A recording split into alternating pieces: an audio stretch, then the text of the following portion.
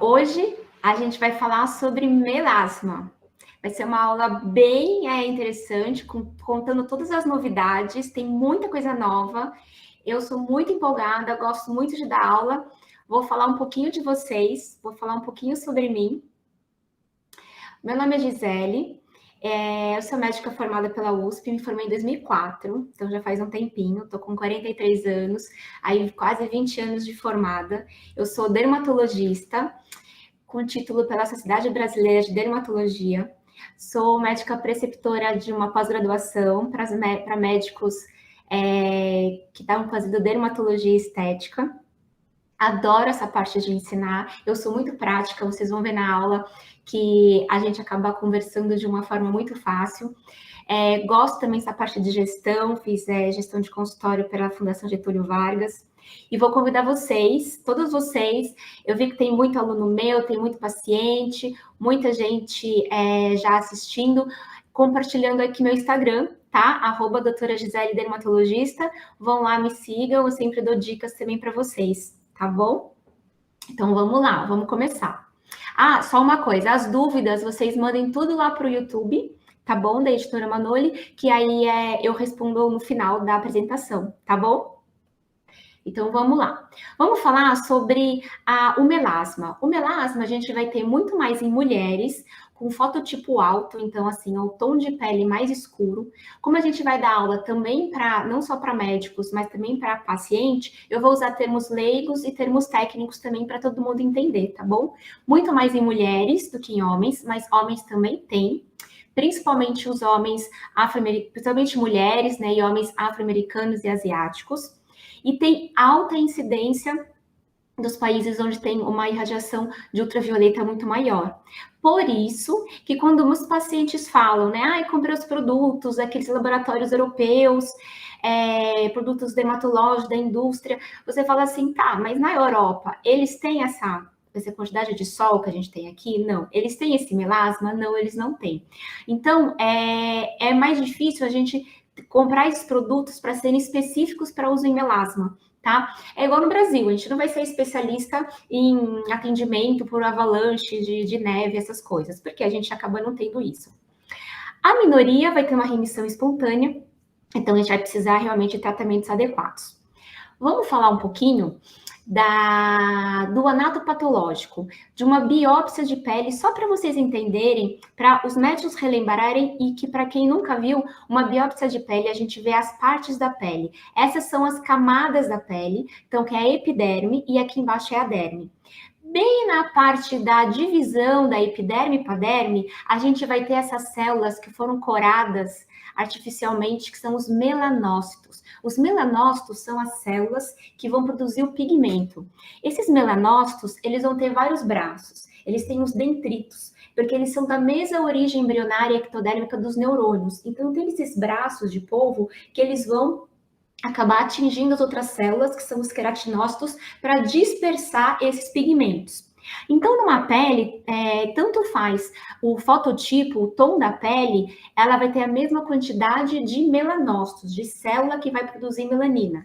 A diferença vai ser o nível de atividade melanogênica, a quantidade de eumelanina e feomelanina, que é uma melanina mais escura ou mais clara, a transferência dessas vesículas e a degradação desse pigmento.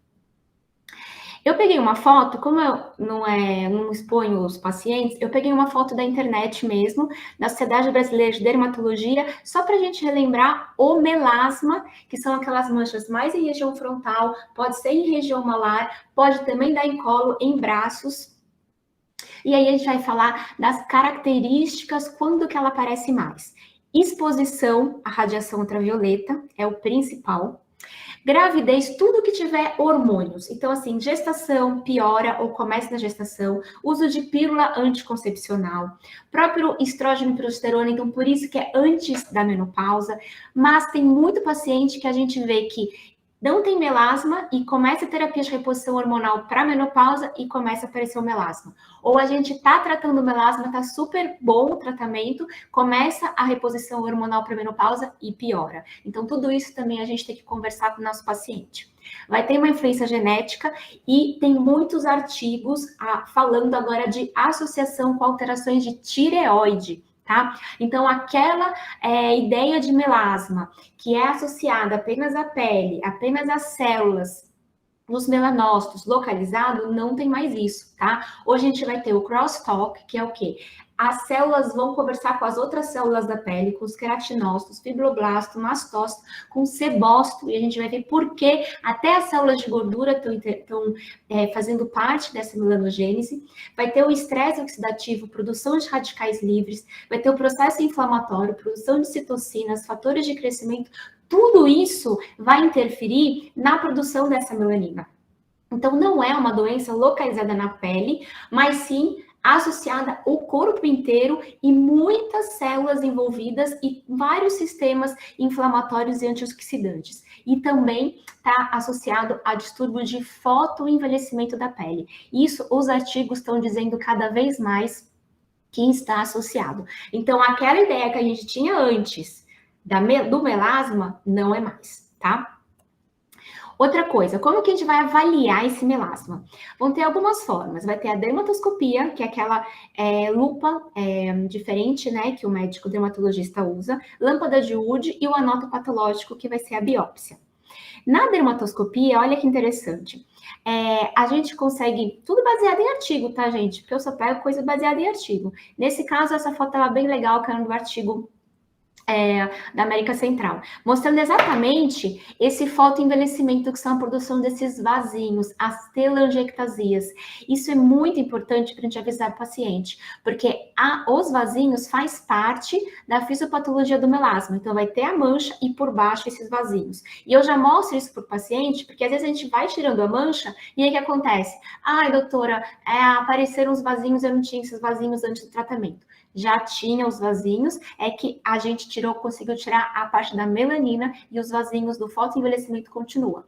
Então, uma dica bônus, muito boa, para os colegas médicos que estão aí é o quê? A gente vai olhar no dermatoscópio, vai ver se naquela mancha tem também os vasinhos e no resto do rosto também tem os vasinhos.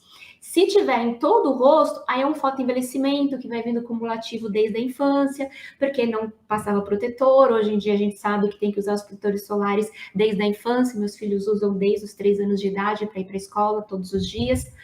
E aí a gente vai ver e olhar. Se é todo o rosto está com fotoenvelhecimento. Se é só na mancha que tem aqueles vasinhos, sugere muito mais o melasma. E para ser epidérmico, eles sugerem que é mais regular, uma mancha mais escura, com uma rede vascular mais definida, e quando é dérmico, que é mais profundo, eles sugerem que na dermatoscopia dá para ver mais irregularidade, uma cor mais cinza azulada. Mas na prática é mais difícil a gente fazer essa diferença entre dérmico e epidérmico. A lâmpada de Wood também pode ser usada para a gente tentar ver se é mais irregular ou não e sugerir se é dérmico ou epidérmico, mas a mesma coisa. Na prática, o que a gente vê? Fizeram estudos mostrando, né, a dermatoscopia é melhor que a lâmpada de Wood e no final viram que bom mesmo vai ser o anatopatológico. A biópsia vai dizer se é dérmico ou epidérmico. Só que a gente vai fazer biópsia num paciente que já está com a pele manchada, né? Então, já fazendo uma cicatriz, isso não é feito de rotina. Mas na biópsia eles viram que a maior parte dos melasmas são dérmicos e epidérmicos. Então, são mistos, eles vão ter os dois. Então, a gente vai ter que tratar os dois, não vai ter muito jeito. O epidérmico vai ter mais uma deposição de melanina nas camadas basais e o dérmico vai ter mais a parte de pigmentação ao redor dos vasos, os melanófagos, e elastose solar, então sempre a gente falando desse fotoenvelhecimento e mais melanina livre. Por isso que a gente vai ter essa diferença com a melanose solar. Porque para paciente, o que é? Paciente, tudo é manchinha marrom ou bolinha vermelha. Para dermatologista, tem centenas de diagnósticos para a mesma manchinha marrom e para a mesma bolinha vermelha.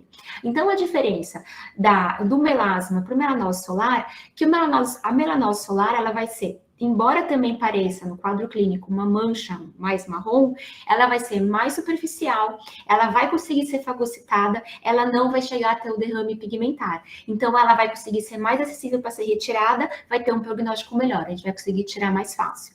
E o melasma não, ele vai ser mais difícil de tirar. Outra coisa muito interessante que aparece nas os anatopatológicos do melasma, além da litose solar, que é o envelhecimento pelo sol, né? Pelos raios ultravioletas, é essa ruptura da membrana basal, aumento de número de mastócitos e vascularização. Lembra que a gente viu os vasinhos? Então, aumenta a vascularização. E essa ruptura da membrana basal está cada vez mais sendo falada nos artigos.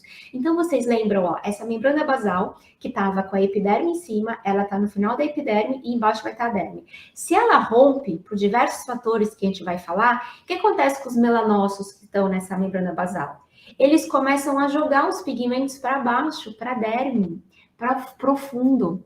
E por que isso é ruim? Porque isso vai tornar mais difícil a gente tirar esse pigmento. Por isso que cada vez fica mais difícil a gente conseguir melhorar esse melasma ou resolução completa. E isso a gente tem que ensinar para o nosso paciente. Diagnóstico diferencial principal vai ser melanose solar, a hiperpigmentação pós-inflamatória, basicamente, que é aquela mancha pós-lesão. Por exemplo, eu tenho uma espinha, eu mexi e ficou vermelha e depois ficou escura. Principalmente os pacientes que bronzeiam fácil. Você bronzeia fácil, você mancha fácil. Então, você tem que usar proteção solar adequada. São os principais diagnósticos diferenciais, tem outros, né? Esse daqui é aquela cascata básica que todo mundo aprendeu, que vai ser justamente o quê? A tirosina, que vai ter toda a cascata para produzir depois a melanina. A maior parte dos ativos, pelo menos os mais antigos, inibia a tirosinase, que é a enzima que vai converter a tirosina na melanina. A melanina é o pigmento que vai dar essa cor escura. Então, a maior parte é isso. Só que hoje em dia, não falamos mais só da tirosinase. Então, a gente tem que ter isso em mente. Tirosinase é importante? É importante. Agora, a gente vai falar só de tirosinase? A gente vai falar só de hidroquinona? Vamos falar só de ácido azelaico? Vamos falar só de vitamina C e acabou a vida? Não. Não é isso. Muitas coisas já foram estudadas, muitas novidades. Por isso que é importante ter os conceitos. Se você tem os conceitos, se você entende tudo o que está acontecendo, como que forma a doença, do ponto de vista da biópsia, do anatopatológico, da fisiopatologia, a gente consegue agir em várias vias da cascata e tentar o melhor resultado possível. Por isso que a gente tem que atualizar esses conhecimentos. E o primeiro deles, que está muito na moda dos últimos tempos nos artigos, é esse crosstalk. Por quê? Porque as células da pele, elas estão se conversando. Aqui a gente tem um esquema mostrando o melanócito, que é a célula que vai produzir o pigmento, conversando com o queratinócito, fibroblasto, mastócito, e ainda falta a célula de gordura, o adipócito. Todos eles juntos vão estar estimulando ou inibindo a produção dessa melanina para mais ou para menos. Então, a gente vai ter fator de crescimento, a gente vai ter processos inflamatórios, a gente vai ter hormônios, então a gente vai ter histamina. Olha quanta coisa que a gente vai ter associado à liberação ou à melhora, à liberação ou pior ou melhora dessa produção de melanina para a nossa pele, tá? E isso realmente acontece com tem artigos científicos, a gente tem que basear em artigos. Os fibroblastos que vão produzir esse colágeno também vão pigmentar mais. Então, eles pegaram o fibroblasto de melasma e fibroblasto de pacientes sem melasma. E o que eles viram? Fibroblasto de melasma tem alteração morfológica, a forma deles alterada, menor taxa de crescimento e alteração gênica. Então, eles estão alterados. As células de gordura, o que tem a ver célula de gordura com mancha, gente? Pois é, a radiação ultravioleta vai agir no hormônio, no MSH, no hormônio estimulante de melanogênese, e ele vai realmente ter um efeito que pode melhorar ou piorar o fotoenvelhecimento, esse ambiente inflamatório e o próprio melasma. Mesma coisa os mastócitos. Os mastócitos, através da radiação ultravioleta, vai liberar a histamina e vai também alterar essa membrana basal e também piorar essa parte da produção de anti-inflamatórios, fotoenvelhecimento, produção de ativos pró-inflamatórios, anti-envelhecimento e também a parte das manchas. Então, olha quanta coisa está envolvida nesse processo. Aqui a gente vê explicando tudo isso e também falando da plasmina, gente. A gente vai falar do ácido tranexâmico, que tá super na moda aí, e ele justamente vai o quê? modular essa parte do ácido araquinóide, dos fatores de crescimento, do MSH. Então, tudo isso está associado para a gente poder agir nessas fases da cascata, para a gente poder ter essa melhora, o nosso resultado do nosso paciente. Outra coisa super importante, lembra da tirosinase, que é aquela enzima que vai produzir a melanina e que a gente tenta bloquear ela o máximo possível? Ela é uma metaloproteína, então assim, ela vai precisar de um metal para ela conseguir agir melhor. Então, o metal vai ser o cobre. Se a gente conseguir quelar esse cobre, inibir esse cobre, a gente consegue também inibir essa enzima e a gente tenta evitar que manche tanto. Então, olha quanta coisa que a gente já entendeu de novidades e através de todos esses conhecimentos que a gente vai tendo, foram estudando ativos novos para a gente poder agir em cada via desse processo de pigmentação. Tratamento tópico. O principal vai ser o quê? Protetor solar. Gente, o protetor solar é considerado tratamento. Não é que você usa o protetor para a gente prevenir não manchar mais. A gente vai usar o protetor para justamente clarear esse paciente. Então, já foi provado que usando o protetor, ele clareia. Outra coisa também, tem que ser amplo espectro, vai ter que ter UVA, UVB, vai ter que ter luz visível. A luz visível, gente, eu vou mostrar o esquema depois, ele vai penetrar na derme junto com o UVA. Então, ele é importante também para a gente prevenir as lesões das manchas, principalmente em fototipo mais alto. E quem que vai ajudar? O óxido de ferro, tá? Que são aqueles pigmentos. Sabe o protetor solar com cor? Então, realmente precisa ser o protetor solar com cor para a gente poder ter essa proteção maior da luz visível. A gente vai explicar por quê. E a luz visível principal, que é 1/3 da luz visível, é a luz azul. E qual é a luz que tem na tela do tablet, do celular, que a gente fica olhando à noite? É a luz azul. Mas não é por causa disso que vai precisar ficar usando também protetor solar à noite, tá? Então, nesse esquema dá para ver direito, né? A luz visível, porque a luz ultravioleta a gente não consegue ver. A luz visível, basicamente 1/3 é a luz azul. Você vê como ela penetra, então como ela vai ter sim ação na melanogênese, na produção dessa mancha. Outra coisa muito importante é o infravermelho. Gente, o infravermelho a gente tem que avisar o paciente. O infravermelho é aquele calor, aquele bafo. Sabe quando você está com secador de cabelo? Paciente com melasma, secador de cabelo o mais longe possível do rosto. Paciente vai ficar no forno, no fogão, às vezes é chefe de cozinha, cozinheiro, ou fica em casa, dona de casa. Você tem que avisar esse paciente. Faz diferença. Paciente é vendedor e fica na rua andando de carro, para o carro na rua, aquele carro quente que você entra, ficou o dia inteiro no sol, vai piorar esse melasma. Então, sim, a gente tem que avisar o paciente. Eu fiquei na praia, no Nordeste, embaixo do guarda-sol e manchei. Sim, porque vai ter, além da reflexão da radiação ultravioleta, que reflete na areia, o que mais reflete é a neve, né? Ninguém lembra de usar protetor solar na neve, mas deveria usar. E a gente vai ter, além da reflexão na areia, na praia, a gente vai ter aquele bafo, aquele calor que vai piorar essa mancha quando a gente está, por exemplo, no Nordeste.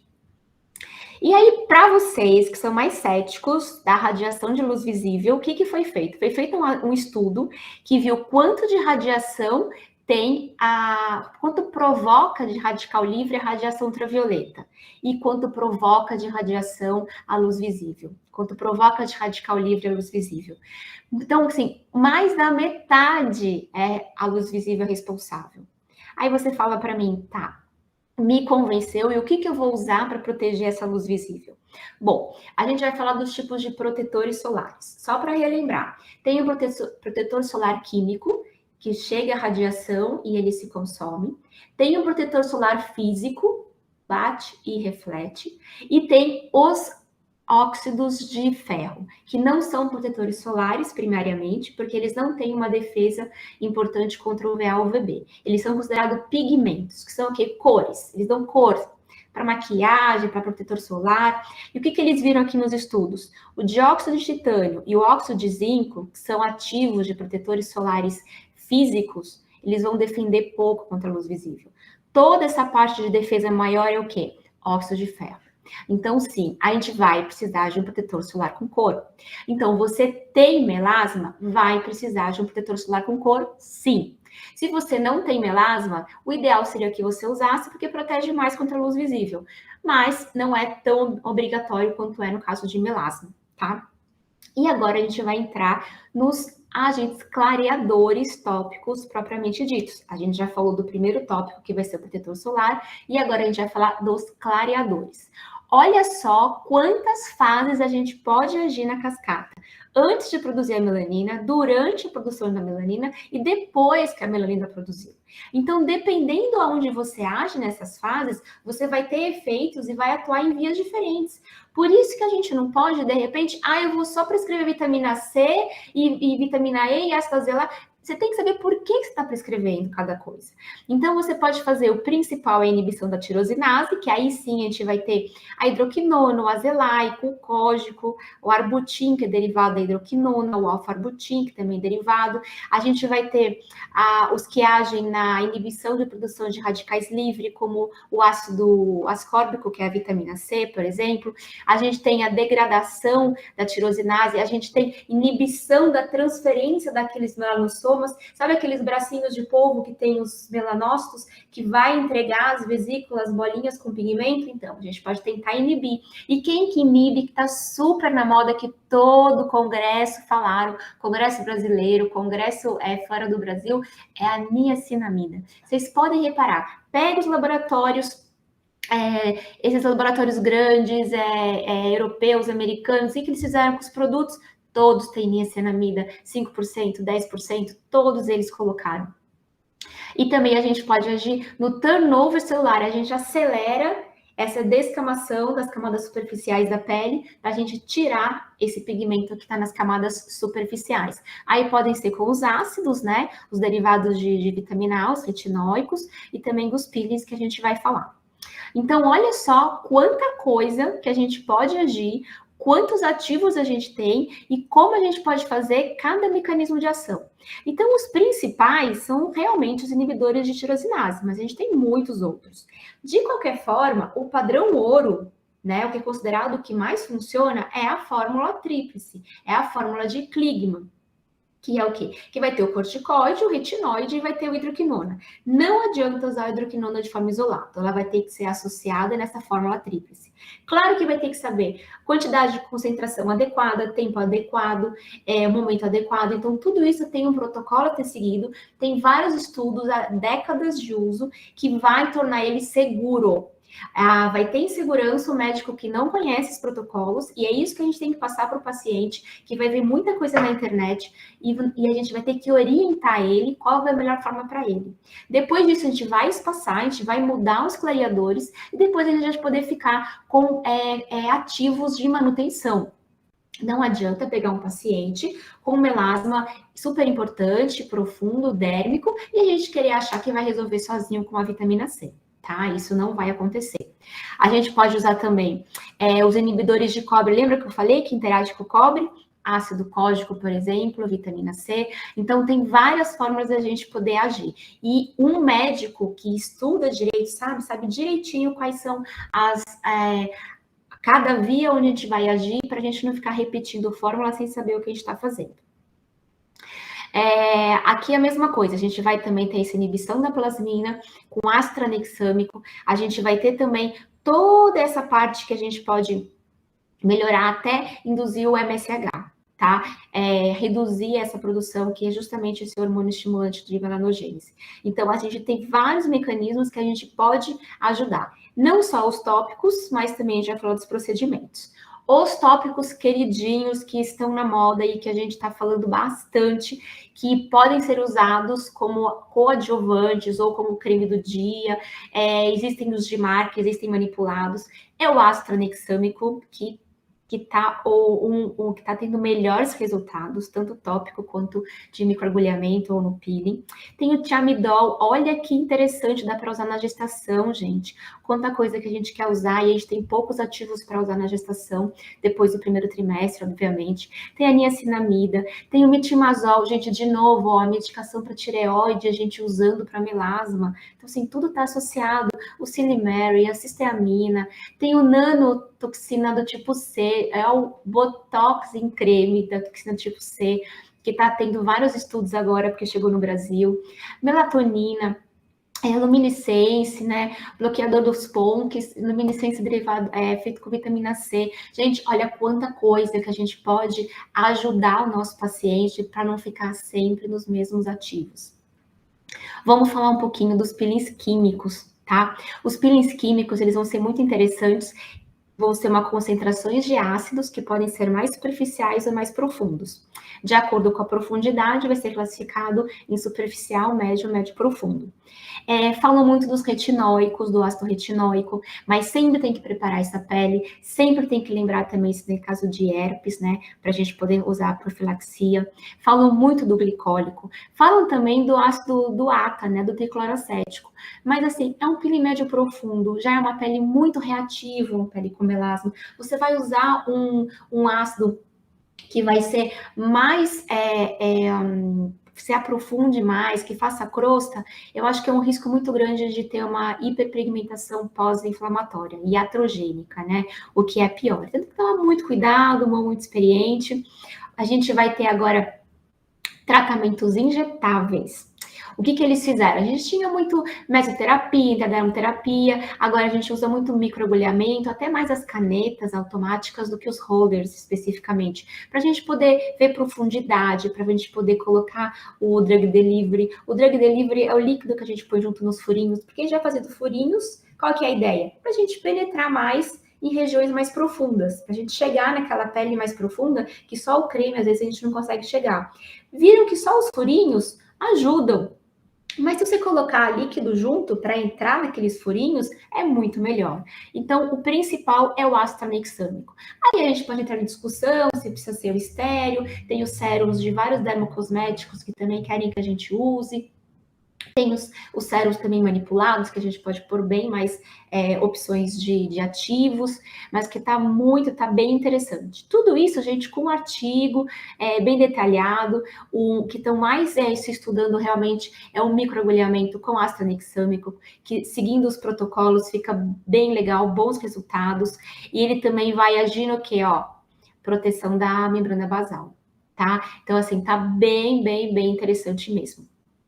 Vamos falar também do tratamento via oral, né? Com o próprio ácido tranexâmico, por exemplo. Mas o ácido tranexâmico, ele tem uma função pró-trombótica. Então, assim, a gente tem que ter algumas restrições no uso dele. A gente vai usar para alguns tipos de pacientes que não melhoram, tá? E a gente vai ter algumas condições para seguir se a gente vai precisar introduzir ou não.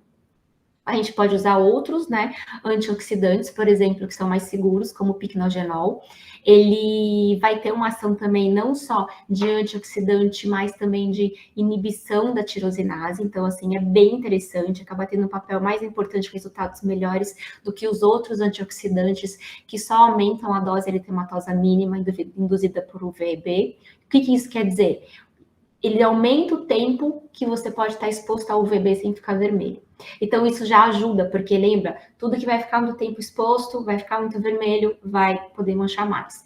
Aí temos a luteína, temos o polipódio que é aquela, parece uma samambaia, que tem vários produtos prontos, né?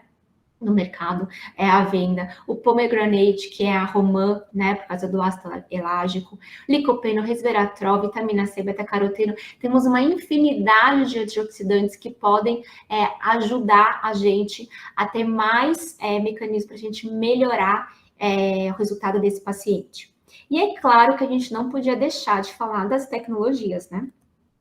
O FDA ele aprovou em 2006 os lasers fracionados, só que eles são bem agressivos, né? Como o Erbil e o CO2. Depois eles aprovaram os NDIAGs, que são melhores, né? Os Q-switches. Então, os Q-switches acabam sendo mais interessantes, só que precisa de preparo da pele, tem alto risco de hiperpigmentação pós-inflamatória, é para usar em fototipos mais baixos. Então, assim, você tem que ter muito cuidado, tem que ter uma expertise muito boa para você poder usar. No consultório, eu recebo muito paciente que fez em outros lugares, não preparou a pele, usou uma fluência de energia inadequada e ficou mais manchado do que estava. Tem que tomar muito cuidado. Tem até a doutora Karime, que ela é especialista da SBD de melasma, e ela fala, olha, luz pulsada não fazer de jeito nenhum, e todos os outros, muito cuidado, porque o risco é muito alto, e eu acho que quando a gente está falando de paciente, principalmente na parte de estética, em primeiro lugar tem que ser segurança, gente. E depois a gente vai ver a fazer melhoras na parte estética e não piorar, né? E sempre lembrando que o laser, as tecnologias em geral, elas não vão inibir a melanina a ser produzida. Ela vai pegar e destruir a melanina que já foi formada, ou vai fragmentar essa melanina para ser fagocitada. Então, ela só pode ser usada como coadjuvante, mas ela não vai ser usada nunca como sozinha, como uso isolado, tá? Não vai ter como a gente fugir dos tratamentos tópicos, que é protetor solar e clareador, tá? O que o paciente pergunta demais. Ah, eu não posso usar um laser? Então, no caso de manchas, ainda não, tá? Não pode ser laser isolado, tá? E é isso que a gente vai ver, né? Todos os protocolos têm várias revisões sistemáticas falando de todos os tipos de tratamento e sempre acaba deixando o quê? Primeira linha vão ser os tópicos, segunda linha os peelings, microagulhamento e terceira e quarta linha vão ser os lasers, vão ser as tecnologias. Não vai ter jeito, tá? Então é isso que a gente acaba tendo em literatura, tudo baseado em literatura. Eu vi agora que vamos dar uma olhada na parte das perguntas, que eu vou olhar agora para aqui no YouTube, tá bom? Para a gente poder ver direitinho as questões. Então vamos lá. Do YouTube, vamos ver as perguntas. Se vocês tiverem algumas dúvidas, vocês vão me falando, tá? Tem a Bárbara aqui, que ela falou que ela tem melasma e que realmente tem que ajudar a melhorar a autoestima. E isso realmente tem pacientes que falam para mim que as mulheres, geralmente são mulheres, né, se maqueiam em casa quando o marido chega, para o marido não ver a mancha. Então você imagina, você não tá com essa liberdade dentro da sua própria casa, porque então ela não se sente à vontade por causa da mancha. Então, realmente, isso acaba realmente interferindo muito na autoestima. Sim, está associado, sim, a alguns hormônios da gestação. Tem gente que piora muito na gestação ou aparece na gestação. E sim, tem mais mulheres, mas tem homens com melasma também, tá? É mais difícil, vocês viram a proporção, né? Proporção mais ou menos 9:1, mas tem bastante, tá? Outra coisa também, que mais? Olha só, a Kátia, né? Perguntou assim, e o mandélico? Sim, a maioria dos estudos são feitos com os peelings, né, de ácido glicólico e retinóico, mas sim, a gente pode usar o mandélico é super bom, né, para fototipos altos, para oleosidade, a gente pode usar até para gestação também, concentrações mais baixas. Tem peelings maravilhosos também, que a gente pode, peelings de cisteamina, os peelings que a gente pode colocar junto outros clareadores, todos esses com AstraNexâmico, tem os sérums. Então, assim, se você tiver uma boa farmácia de manipulação, que consegue manipular isso com qualidade, é muito legal. A gente tem muitas opções, a gente pode colocar vários ativos junto nos peelings para ajudar, né? Não sei se pode falar marcas, né? Eu gosto muito da farmácia para peeling, a melhor que tem no Brasil é a farmácia Neofarma, né? Ela faz peeling e entrega para o Brasil inteiro. Os peelings e os sérums são maravilhosos. Eu acho que a gente tem que ter essa opção da gente poder fazer os peelings tanto para descamar a pele, como para não descamar.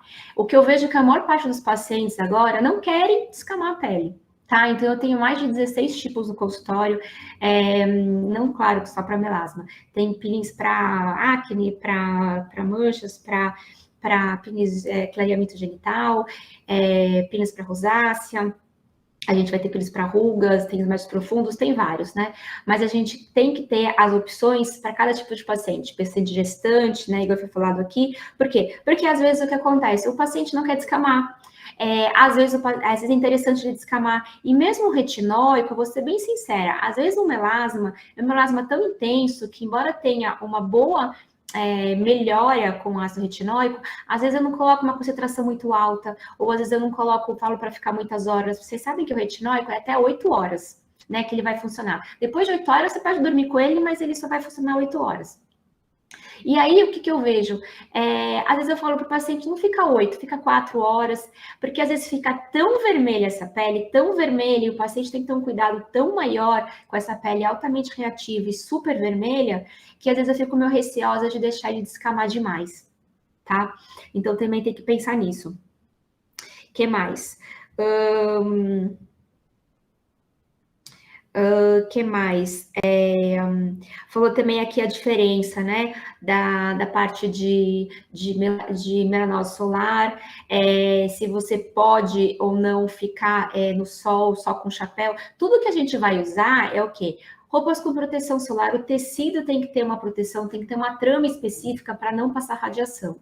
Não adianta ser esses chapéus, esses bonés que a gente compra na praia, tem que ser realmente com proteção, eles chamam de FPU, né, que seria o fator de proteção dos tecidos, tá? Então, assim, tá cada vez mais democrático, tem várias lojas até aquelas lojas âncoras de departamento em shopping, dá para comprar online, mas tem que ser com uma qualidade boa, porque aí você compra um boné que vai durar anos. Eu tenho uns muito bonitos, que eu já tenho 10 anos, então, assim, dá para você usar, dá para molhar na praia, e a gente acaba usando. Então, assim, precisa, vale a pena a gente cuidar, e às vezes você fala para o paciente acha que está cuidando só vou usar só o chapéu e mancha a parte do braço, por exemplo. E só de manchar o braço pode piorar o rosto. Tem pacientes que sim, tem esse azar de você ter, até porque você está exposto à radiação infravermelha também, não só ao UVB,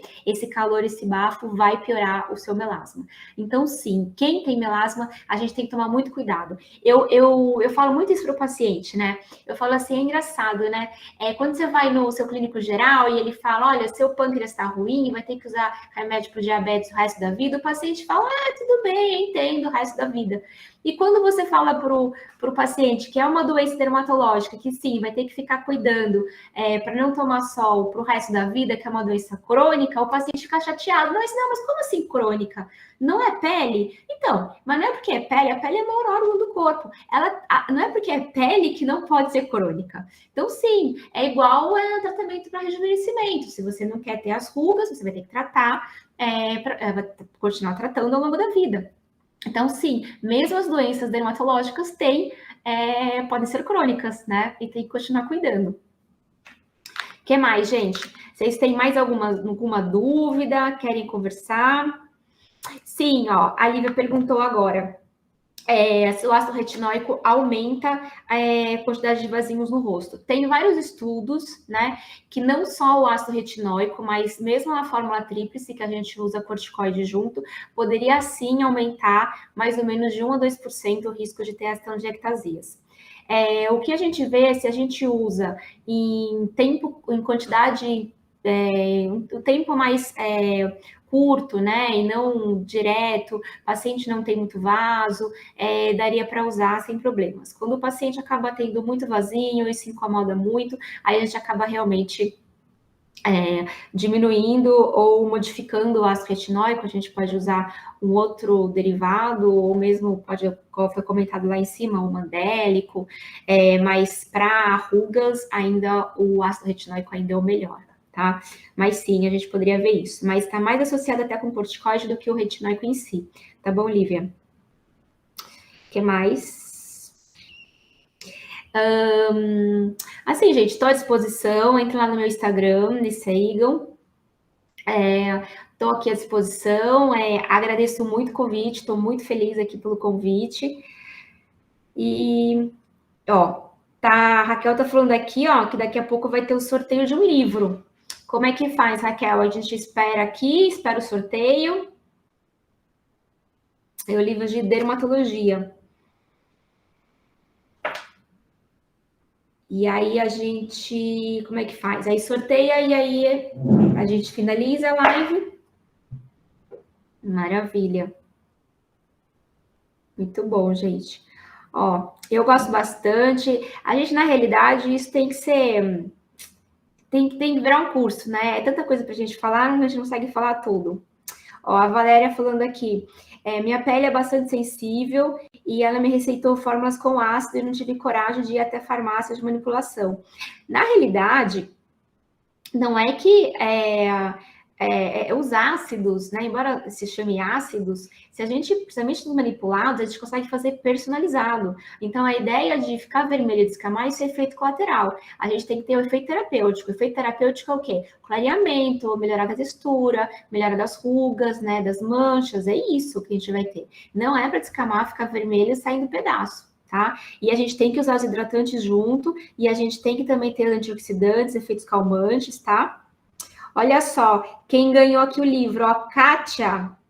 Olha só, Kátia, parabéns, ó, ganhou o livro. Muito bem. É isso aí, gente. Viu só? Valeu a pena aí ficar até o final. Amei a aula, gente. Muito obrigada, tô muito feliz, tá? Aí tá falando a Valéria. A intolerância à lactose e isso piora a inflamação. Sim, tudo que a gente vai piorar a inflamação, hoje a gente não entende mais como uma doença restrita à pele. Sim, ela vai ter um efeito associado sistêmico. Então, sim, aumenta a inflamação, aumenta o radical livre. Sim, vai ter associação também, pode piorar manchas também, sim, pode piorar. Tá tudo associado, né? É difícil a gente conseguir separar isso, né? Já caiu por terra essa ideia de que cada célula está separada do corpo e que uma coisa não interfere a outra. Tudo interfere, gente, tudo interfere. Gente, estou muito feliz aí pelo convite, muito feliz aí por vocês. Qualquer dúvida a mais estou à disposição, tá? E se estiver tudo certo, a gente encerra aqui a live. Muito obrigada aí por todos vocês.